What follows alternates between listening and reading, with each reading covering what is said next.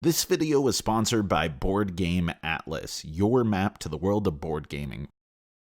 Yes, we have finished our campaign of Journeys in Middle-earth. We've journeyed, we fought, and I have some thoughts, but first some context. Our main playthrough was 2 players with me and my wife. She was Barivore, an all-arounder who defaults as a Pathfinder, eventually switching to a captain because, you know, that's kind of the ranger thing. I played as Bilbo, focused on wit and not so good when it comes to wisdom and strength.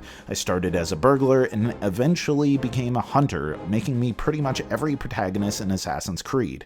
Of our 14 missions, we won 11 of them, largely due to Barivore's well-rounded stats and quick movement, and Bilbo's ability to gather tons of inspiration and convert many tests to wit.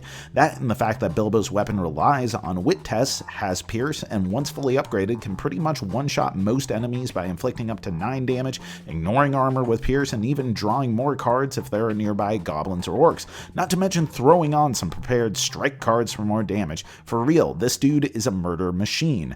Then again, our hubris was paid back in the final mission. I won't give story spoilers, but in the final mission you face off against a powerful foe, and that foe possesses a huge amount of magical armor, something that really wasn't an obstacle for our crew up until this point. Because elite enemies counterattack after every attack, and Pierce was ineffective, we were soundly defeated with no real options to tackle the fight differently. Without knowing the nature of the challenge, there's no way to prepare, and while I love that this is a fail-forward game, being defeated by an enemy that seemed pretty much impossible with our loadout and not being able to retry kind of deflated the climax of the game. I hope that eventually FFG learns from video games and patches in a level select once you complete a campaign. This isn't a legacy game. Why not give us the option? But as I said, that was a low point of an otherwise really positive campaign. Throughout Journeys, we worked as a team, strategizing our exploration, investigation, and combat. I really appreciated that there were lots of non-combat main and sub-objectives, including one mission I was like a Hardy Boys sleuthing mystery. Also, while the writing is pretty generic, it felt good to have a fun cooperative experience in Middle-earth, and the story was totally serviceable. Granted, you gotta prepare for lots and lots of reading. This is far closer to an adventure game with combat than it is a dungeon crawl with story, which I actually think is more fitting. The highlight was the level of customization. We really felt a sense of progression as we gained experience in our classes, purchased and continually respect cards to modify our decks, leveled up our equipment, and tailored our characters to our player preferences. I really loved the branching paths when upgrading weapons and armor, and was delighted every time that one of our characters earned a new title, which functions as an achievement and once per session burnable cards in our decks. These titles sometimes came from story moments, other times from going out of our way for some optional side quests, and though we got a fair few, there were a ton that we didn't see. And that's probably my biggest takeaway from the game. The story was fun enough, and the act of outfitting these characters and breadth of possible trinkets, class combinations, titles, and even weapons makes me want to play again. How would a powerhouse combo of Aragorn and Gimli fare? Or what about dual classing a guardian musician, taking all the blows for the team? Heck, I could even have an ill-advised love triangle between Orlando Bloom, a sexy dwarf, and a non-canonical elf maiden. There are so many possibilities.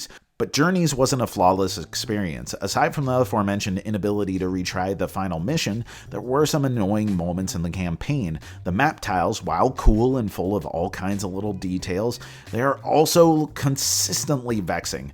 The maps get huge, and we were spending tons of time rotating the whole layout on the table and double-checking placement according to the app.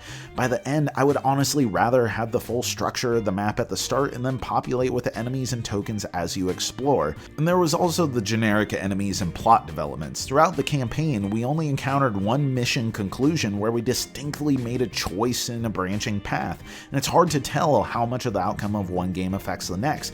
This is an imaginative fantasy world full of nuanced history and complex relationships. Give me some branching moments or optional side quests to affect the overall shape of the story, and give me some diversity among the enemies I'm fighting. Put some dudes on horses, throw in a Balrog. I don't even care if it has wings. Ultimately, though, rather than disappointment in what we didn't get, I'm left with excitement at what might come. I had 14 fun games in a world I really enjoy with some of my favorite character customization in a long time. The core deck building system feels good, and I'm even looking forward to playing through the base campaign again. So even though we lost in the end and there were a whole host of improvements we'd like to see in the future, we both really enjoyed our time journeying in Middle-earth.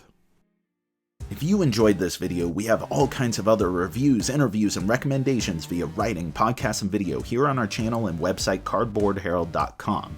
Our content is audience supported, so if you want to show your support, please visit our Patreon. Thank you so much for watching. This has been the Cardboard Herald.